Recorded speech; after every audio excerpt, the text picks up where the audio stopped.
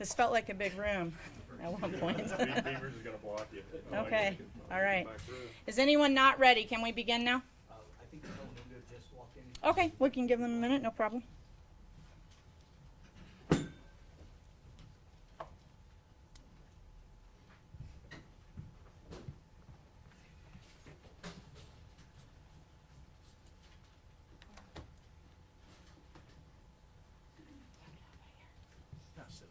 Thank you so much, sir.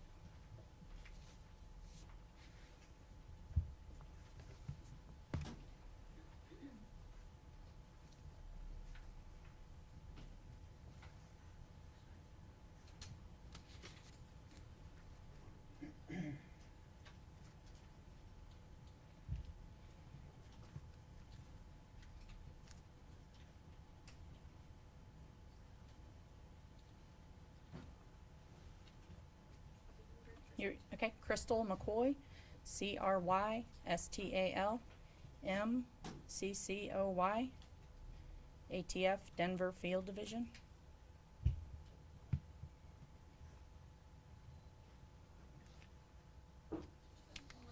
Crystal McCoy, CRYSTAL, MCCOY, ATF, Denver Field Division.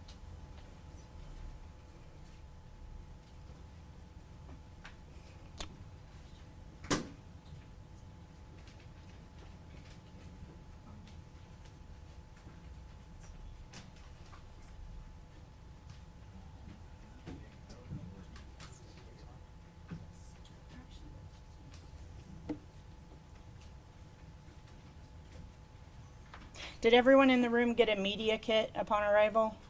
Has some information. If you didn't get it, please raise your hand. Did you make it available electronically, I assume? Yes, I believe the U.S. Attorney PIO provided that in an email on Sunday, but we have hard copies here if you didn't get it. And thank you, Jillian, for doing that. Talking about, right, Crystal, the 2 pages, is that the kit? Yes, sir. Yes, Vicente, thank you. Okay. Once again, hello. Thank you, everyone, for being here today. My name is Crystal McCoy. I am the Public Information Officer for the ATF Denver Field Division. We are here to discuss a significant milestone in a complex transnational narcotics and firearms trafficking investigation. While we are at the indictment phase, please understand this case is still very much ongoing and evolving. So the information you're receiving today, much like the indictments that you received already, is still somewhat fluid. It's important to remember everyone indicted is presumed innocent until proven guilty. We have a distinguished group of speakers here today that you see to my right. Not all of them will be speaking today, but they may be available for questions. To begin the press conference, we'll start with United States Attorney Peter McNeely, ATF Special Agent in Charge Brent Beavers, DEA Special Agent in Charge David Oleski, Arapahoe County Sheriff's Office Sheriff Tyler Brown, Deputy Director Joint Task Force Vulcan Jeremy Franker, and in the back with us today is HSI Special Agent in Charge Steve Kagan, ICE ERO Field Office Director Robert Guadian, Aurora Police Department Chief of Police Todd Chamberlain, and City of Aurora Attorney Peter Schulte. Following remarks, we will open the floor to questions. We ask that you keep your questions focused on the investigation here today. And if you have any other needs before we begin, please let me know now. Otherwise, I'll turn the podium over to Mr. McNeely.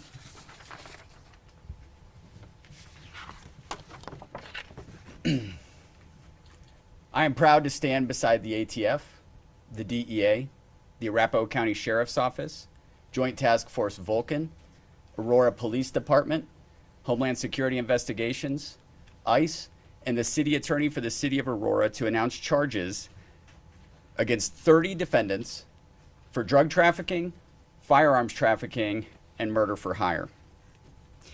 These defendants include Tren de Aragua leaders, members, and associates. The charges include firearms trafficking, drug trafficking, and a barbaric murder for hire plot in which several of the defendants agreed to kill 2 people for $15,000 and return their severed heads as proof of the murders for just an extra $5,000. About 10 months ago, the Arapahoe County Sheriff's Office asked for the ATF's help in responding to a spike in violent crime that was stemming from a particular apartment complex in their community.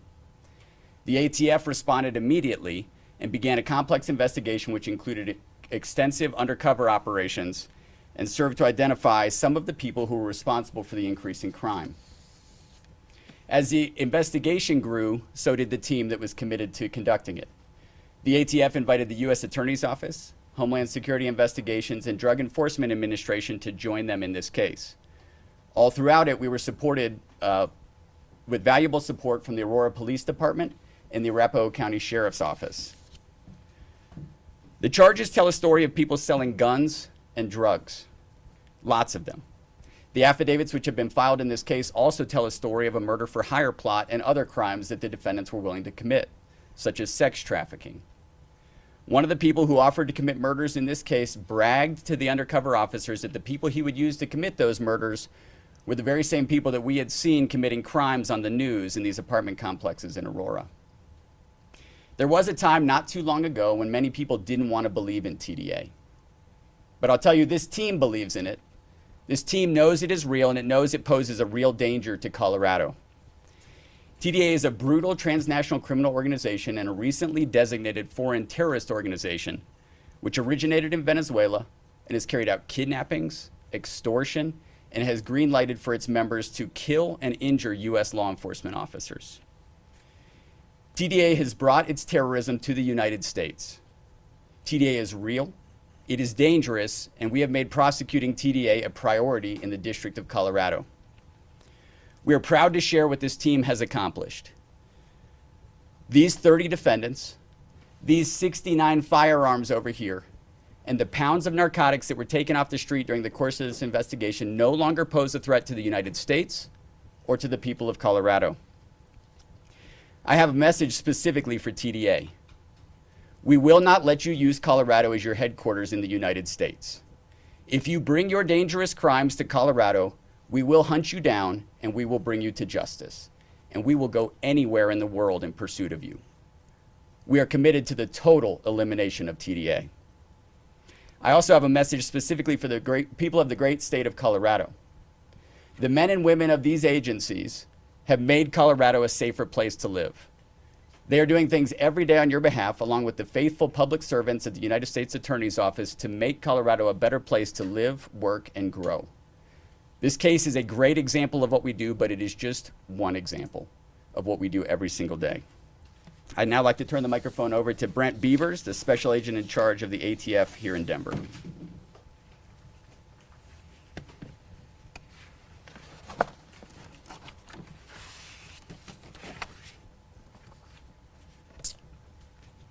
Good morning. As the U.S. Attorney mentioned, I'm Brent Beavers, ATF Special Agent in Charge for the Denver Field Division.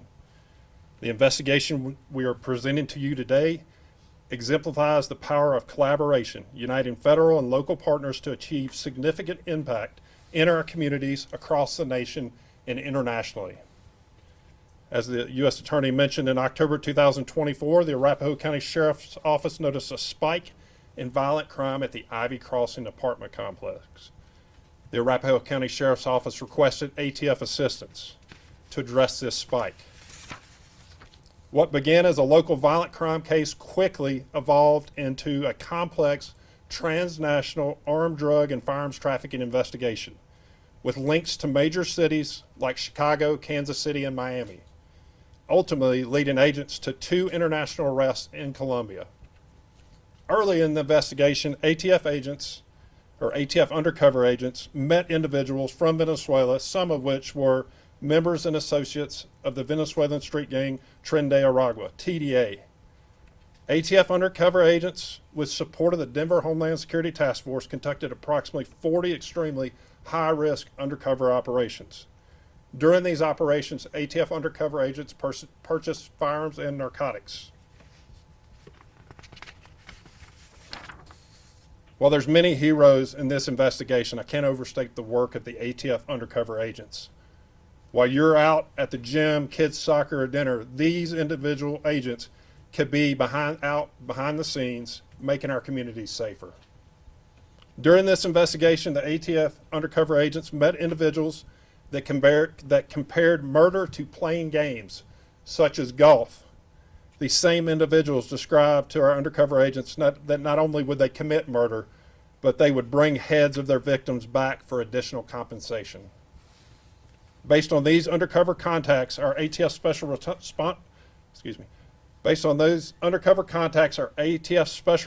team, again with the support of the Denver Homeland Security Task Force, conducted several high-risk operations and multiple search and arrest warrants. The 69 firearms purchased or recovered during these operations are displayed here today, some of which are privately made firearms and at least one equipped with a machine gun conversion device. 27 of the firearms are linked by ATF knobbing technology, telling the part of a story to 67 separate shooting events in Colorado and across the country. By removing these firearms from the street, we've disrupted a dangerous cycle of violence, preventing further harm to our communities and sending a clear message to criminal networks. We are here and together at a local and federal level, and we will bring you to justice. In addition to the Firearms Drug Enforcement Administration Special Agent in Charge, David Oleski, will talk to you about the drug trafficking involved in this case, to include the seizure of multi-kilogram amounts of TUSI.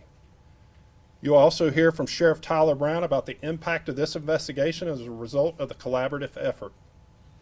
This case proves that partnerships between federal, state, local, and international law enforcement are critical into dismantling sophisticated criminal enterprises. We must continue to strengthen these alliances to keep our communities safe, and I'm so thankful for the partnership that you see here today. In closing, this announcement should send a clear message to those engaged in organized gang crime in our communities that law enforcement in Denver is unified, and we will leverage all resources available to dismantle gangs that cause violent crime here. Now I'll turn this over to Special Agent in Charge David Oleski. Thank you.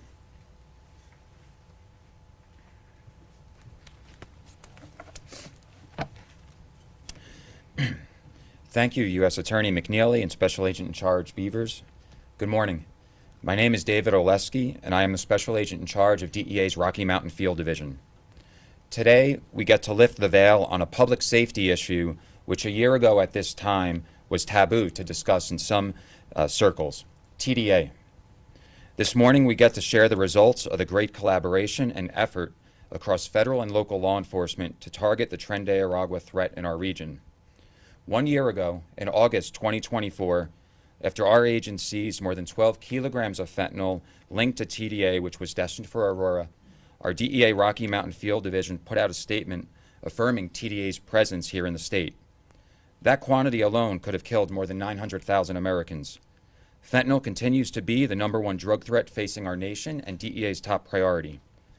While that seizure was key to affirming TDA's presence and role in drug trafficking here in the region, it also now serves as a marker. It was a starting point for DEA to enter the fight. With Tren de Aragua engaged in the trafficking of fentanyl and other deadly drugs, they put themselves into the same category as the Sinaloa cartel and the Jalisco cartel.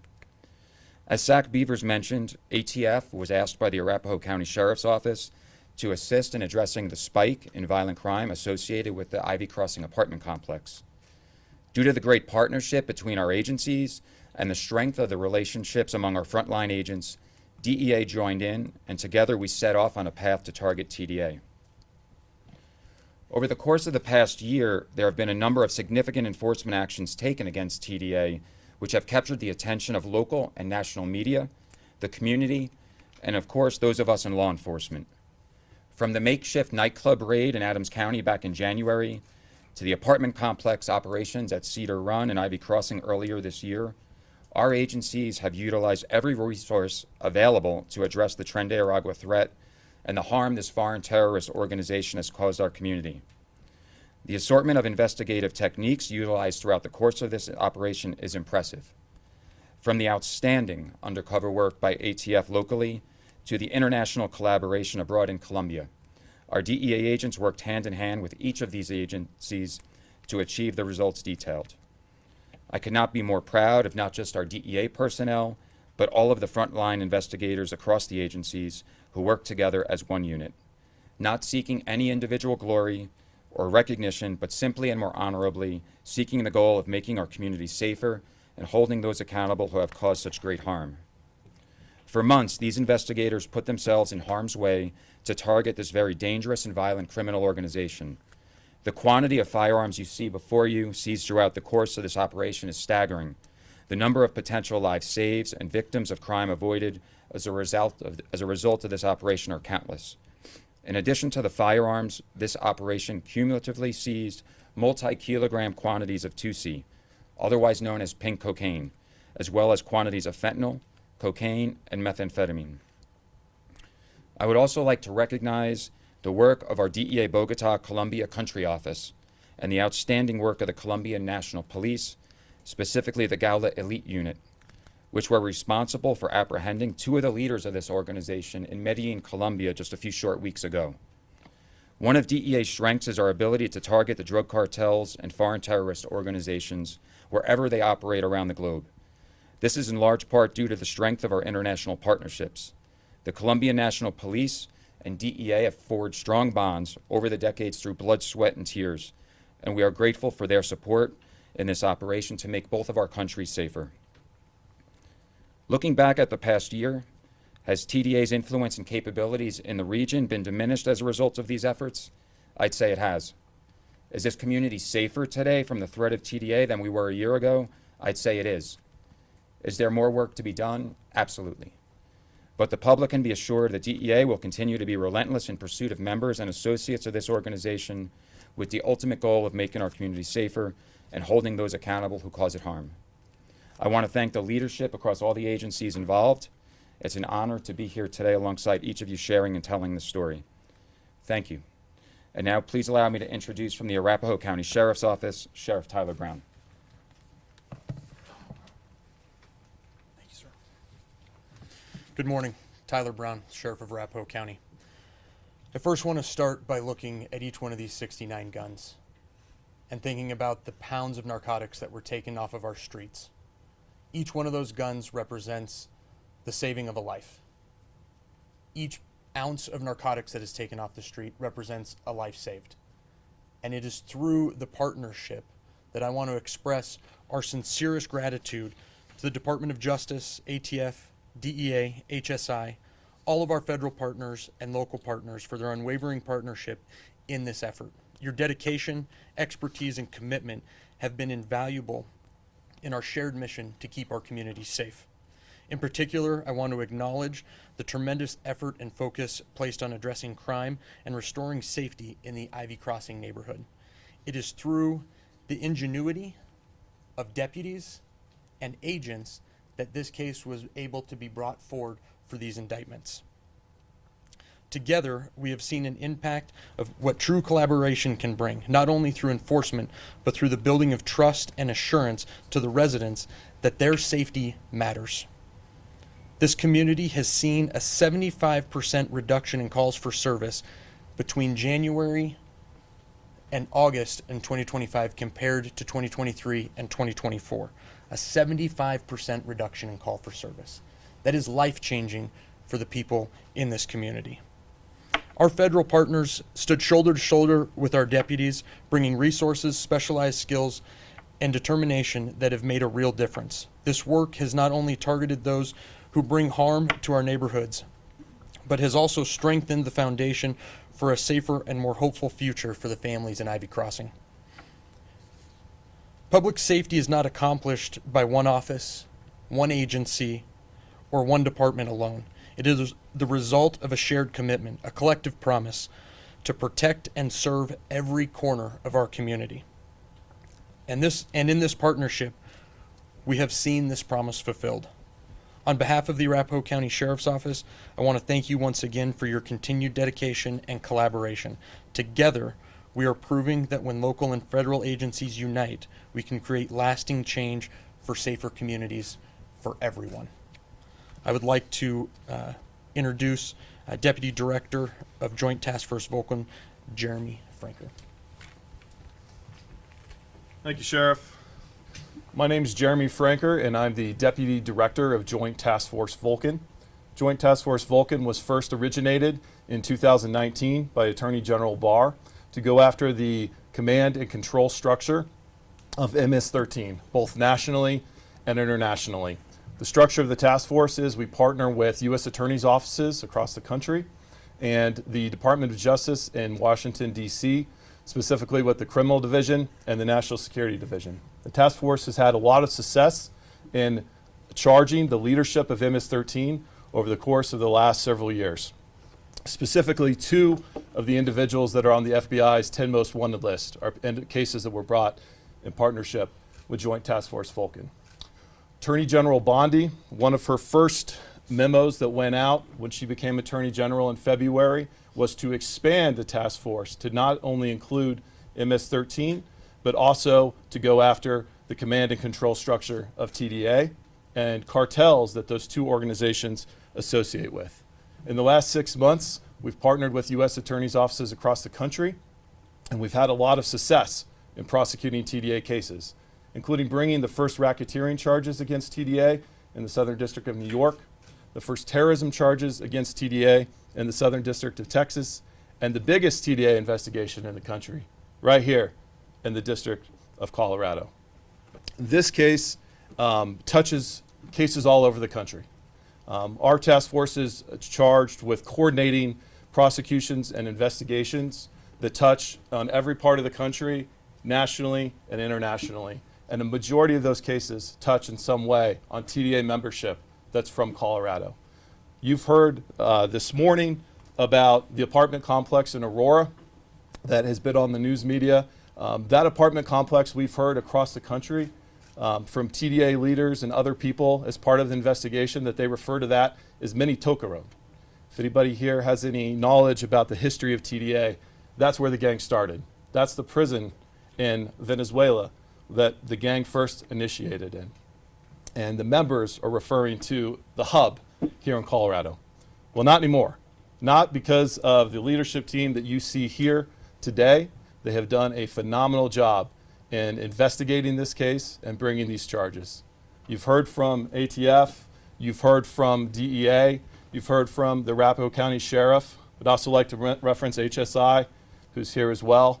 These investigators have worked diligently to bring this investigation, and Joint Task Force Vulcan wants to especially thank the United States Attorney's Office here in the District of Colorado, specifically U.S. Attorney McNeely and the AUSAs that have worked tirelessly on this investigation over the last several months. This is not just an important case for Colorado.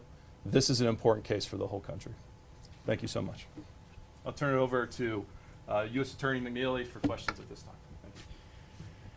Are there any questions? How many members of the people who are indicted, how many are they TDA? So the best estimate I'll give, and I would reference everyone back to the case materials in the case. 3 leaders have been charged here, 2 who've been arrested in Colombia, and then 1 in the 28-person indictment is probably the safest count of actual leaders in Tren de Aragua. We would estimate approximately 5 other members and then numerous associates. On top of that, there's plenty of people who chose to commit crimes with TDA who we would not say are probably formally identified with the gang, but they fell in line with it in order to carry out crimes here in the District of Colorado. And another follow-up question. I heard you say they referred to one of the properties as the Mini Tokaron, like the mini prison. What is that, the Ivy Crossing apartment complex? Yeah. What they call it? Yes. Edge of Lowry, East Dallas. Sorry. Would you like to clarify, Chief? Yeah, absolutely. Chief Chamberlain from the Aurora PD is going to clarify the answer to that question. Yeah, again, the one I think he's referring to, and correct me if I'm wrong, but I think it's going to be Dallas Street, the edge of Lowry, both in Aurora. And I think that's really an important aspect to think about. Again, 2 years ago, a year and a half ago, the city of Aurora, many people here didn't even know what TDA was, who TDA were, what they were about. That changed drastically. We learned very quickly that TDA is incredibly violent. Specifically in Aurora, we learned how violent they are. We learned what their mission was. Their mission was to be like a parasite and basically take over any area that they can control. We also know that TDA, without question in Aurora, specifically the ones that they are talking about here, their mission and their primary goal is to victimize the immigrants that they came here with. And I think that's something that gets forgotten quite a bit. And so when you look at that ground zero in Aurora, the Dallas streets or the edge of Lowry, I think speaking volumes about what we are here today as a group coming together to impact what we see over here. Because 2 years ago, much of this was unknown. It was still being navigated. It was still being figured out. What happened 2 years ago is never, ever going to happen again in the city of Aurora or any other jurisdiction that any of these partnerships have collaboration over. We will, without question, identify those involved, stop those involved, and eradicate the parasites that they are. The violence that they bring in, the crime they bring in, the impact to a community as a whole and the immigrant community cannot be tolerated. And through collaboration like this is what's making that difference. And again, when I see people that are involved in demonstrations, protesting against ICE, protesting against HSI, protesting against things like this, I ask the questions, who do you really think you're protecting? You are protecting the exact suspects that are involved in activity like this. We are not going to tolerate it. We are working in collaboration and partnership to address it. And we will not allow TDA or any other group that comes in on a failed policy have an impact to this state, to our cities, and to this country. Why, if I can ask a follow-up question to that, why did TDA pick Aurora or Colorado? It's not on the southern border of the country, it's further inland. And do you guys have any knowledge as to why they would have come here? I'd like to invite Homeland Security Investigations Special Agent in Charge Steve Kagan to answer that question. As I think we all know, when people migrate here, right, they migrate to places that they know, people that they understand, people that they can communicate with. Throughout multiple investigations that we've had so far, a lot of the information comes out that they followed resources, that they were offered resources in the state of Colorado that they weren't offered elsewhere. But at the same time, once one group came and had a stronghold here, then their friends came. So yes, they were offered resources here that they weren't offered elsewhere, but at the same time, once they got their stronghold in the city of Aurora, then everybody else came to this location. And was it at that Dallas Street apartment complex, the edge of Lowry, where you guys believe everything began? Was it that the beginning of it? Out of the information that we have, yes. How far back was it? Sorry, one more question. How far back before August of 2024 do you think they might have been here? Let the chief answer that one again. Yeah, what we saw in Aurora, again, was based on what I think people thought was a good idea at the time, which turned out to be absolutely a failed policy. There was a number of people, we saw approximately 40,000 that got located into the Denver area or the Aurora area. We ended up in Aurora getting a majority of those, and it's exactly like my HSI partner mentioned. They came because it was simple. We have talked to individuals who said, we came here because we've got paid money for lodging. We got a 3-month stipend for support, and we were also given phones. And the biggest part of why they were here and what they said is because we had very limited law enforcement pressure on us. We were able to navigate, to do our things that we wanted to do, to victimize others the way we wanted to victimize without a huge ramification. And so that was really a lot of it. Again, I think when you look at this migration of people that came, a lot of it was based on, from the heart, it seemed like a great idea. But when you set people up in an apartment complex, you don't have the infrastructure, you don't have guidance, you don't have anything for oversight, you see exactly what occurred.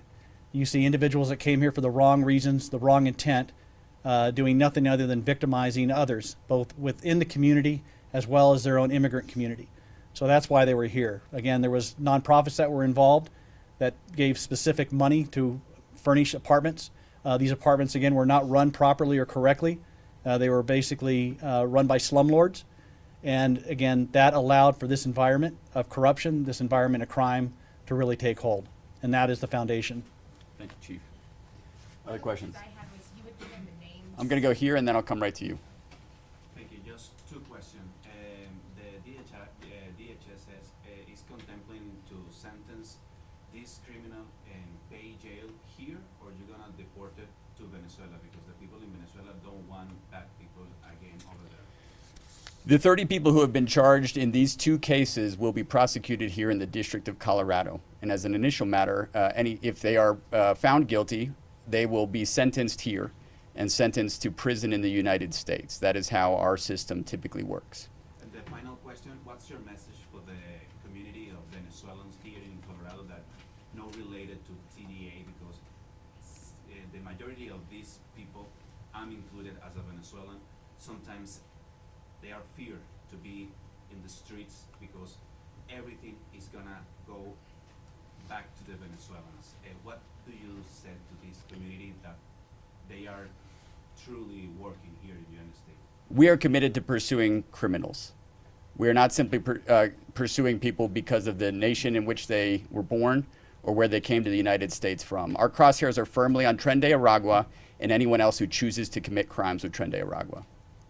Yes. Some of the names, when you gave the case numbers earlier, are the names we were able to look through the federal system. They've been part of cases, other cases linked to this since like January, February.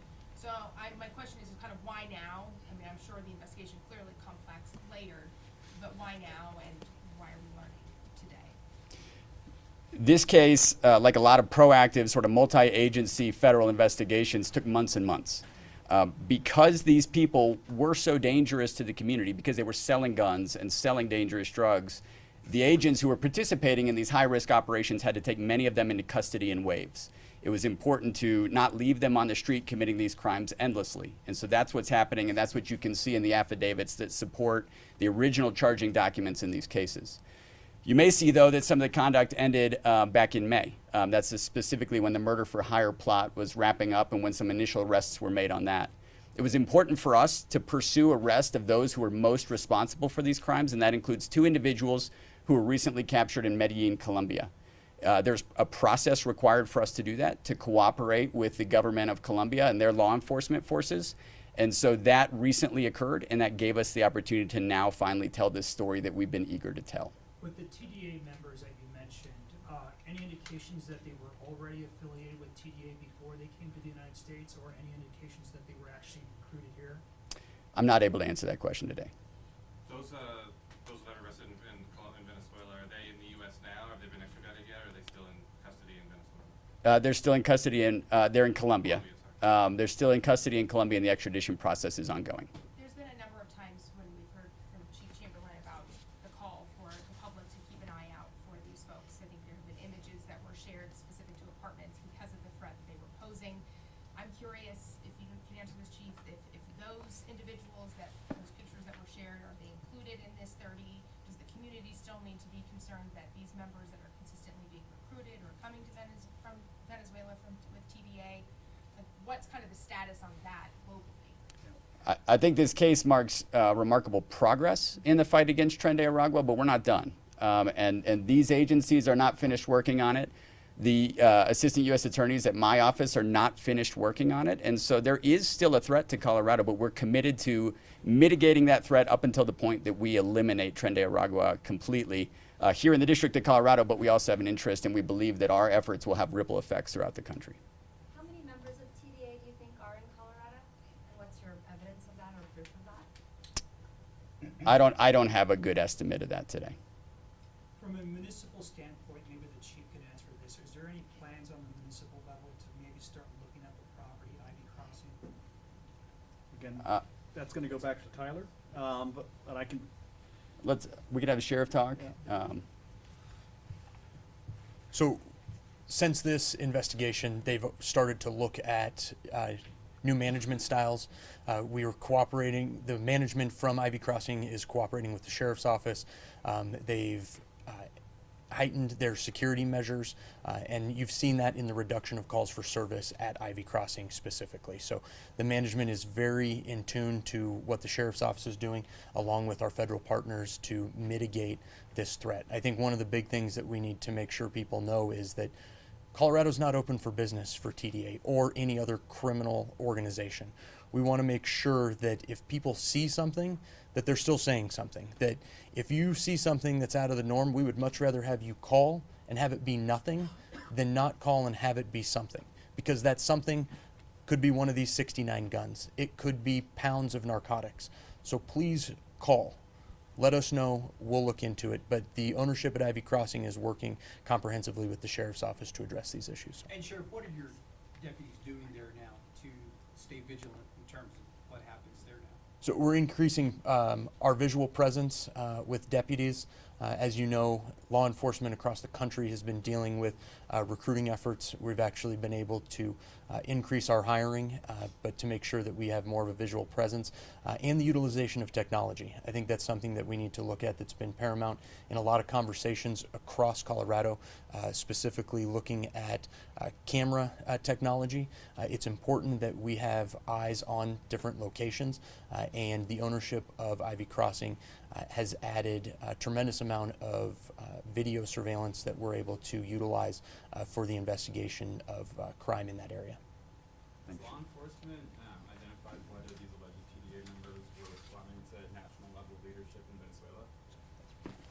Venezuela? I want to give, before I get to that, and don't let me move on without seeing if we can provide some answer to that. I do want to give City Attorney for the City of Aurora, Pete Schulte, an opportunity to speak on sort of some aspect of what's going on with the apartment complexes. I also want to express the U.S. Attorney's Office's gratitude to the City of Aurora, and specifically the City Attorney's Office. They made the choice that it was important to them to fight violent crime in the City of Aurora, and they gave us what's called a Special Assistant United States Attorney. It's a fully funded position who is a federal prosecutor, even though she's an employee of the City Attorney's Office. She works full-time in the U.S. Attorney's Office, and she has been committed to this effort as well. So she's one of the prosecutors who's working on this case, and we're very grateful for that resource that the City of Aurora has provided us. Thank you, sir. Pete Schulte, City Attorney here in Aurora. Well, in Aurora. Edge at Lowry, I want to give you guys an update on that. So as you know, we did close that. One of the first things that I had to do when I took office was deal with the 3 apartment complexes that were being managed by CBZ management, or lack of management. And I want to go back to one of the questions that was asked is, why do we think they came to Aurora? I want to make sure this isn't because Aurora is crime-ridden or it's a horrible place. It's not. It's because these buildings were just not being managed. It allowed the criminal element to come in, take over those buildings, which is probably the same thing that is happening with the Ivy Crossing, which is the sheriff just talked about. So I want to be clear about that. So one of the things that we've done in the City of Aurora, as you all know, we closed down the Edge of Lowry apartments in February. That was a promise that I made in December. We did it, and we are working towards trying to get that completely shut down. I'm going to be clear. The management, the ownership has done nothing since February to try to clean that property up, do anything to try to get anything cleaned up or to get those apartment complexes open. The only thing they have done is they have delayed the criminal nuisance action that my office has filed against the management to declare that a criminal nuisance because of what happened and get that property to change hands. And that's where we are, and they're using their delay tactics that they have done. So again, I want to be clear. Aurora is a great place. It's a great city. Please, please don't think that these 3 apartment complexes are indicative of how great the city of Aurora is. And real quick with the U.S. Attorney, I want to thank him for that. We are one of the only city in Colorado that actually funds a special assistant U.S. Attorney, which I'm very proud of. Our council is very focused on public safety, as you all know, and I'm very happy that that is up for budget review coming up. And I think council is going to continue that process because, I think Chief Chamberlain can say this as well, is having that resource and having that asset in the U.S. Attorney's Office allows cases out of Aurora that would not otherwise be prosecuted to be prosecuted by the U.S. Attorney's Office. So, thank you. 2 more questions. I'll go back to this one, and we'll see if we can answer it. Can you repeat the question? Yeah, I was wondering if law enforcement had identified whether any of these alleged TDA members were responding to national level leadership in Venezuela. Unfortunately, I'm not able to answer that question. Last question. I just wanted to clarify the numbers before. You said there were three people here in TDA. There were 2 that were arrested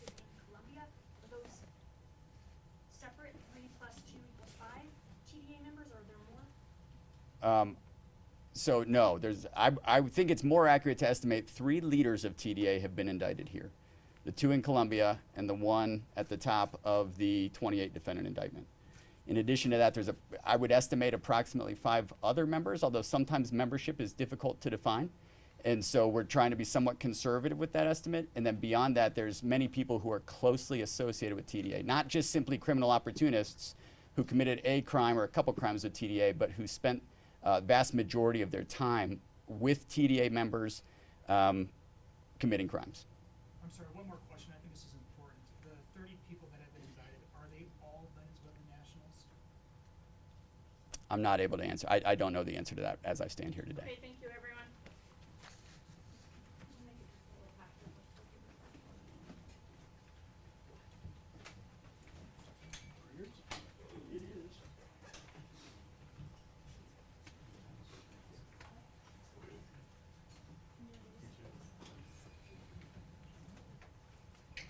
Okay, thank you everyone for being here today. If you have any additional questions, please direct them to the United States Attorney's Office Public Information Officer. This is active and ongoing in their prosecution, so they're the only one that can answer those questions for you. Of course, if you have any questions about this ATF-led investigation, please reach out to me and I will do the best I can, but I may pass you off to Jillian. Just go ahead and pack up here. Any one of the PIOs will help you get down to the lobby that you came in.